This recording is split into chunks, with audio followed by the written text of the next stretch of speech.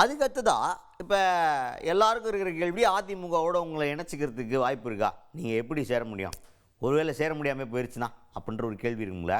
அதை கேட்டப்ப அதுக்கு ஓ பன்னீர்செல்வம் அவர்கள் பதில் சொல்கிறதுக்கு முன்னாடியே பக்கத்தில் அவருடைய அணியை சேர்ந்த வைத்திலிங்கம் அவர்கள் கொண்டிருந்தார். அவர் ஒன்று டென்ஷனாக, ஏன் நீங்கள் எப்போ பார்த்தாலும் அப்படியே பேசிக்கிட்டு இருக்கீங்க?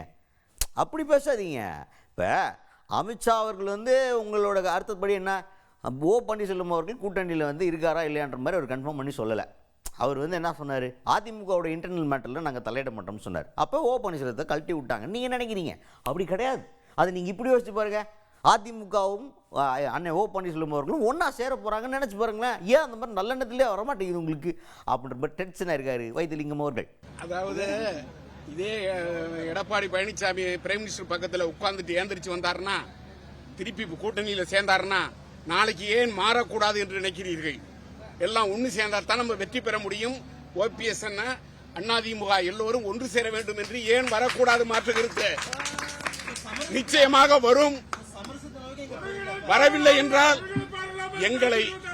எங்களை இணைக்காமல் அதிமுக வெற்றி பெற முடியாது. இது பொதுமக்கள் கட்சிக்காரர்களுடைய எண்ணம்.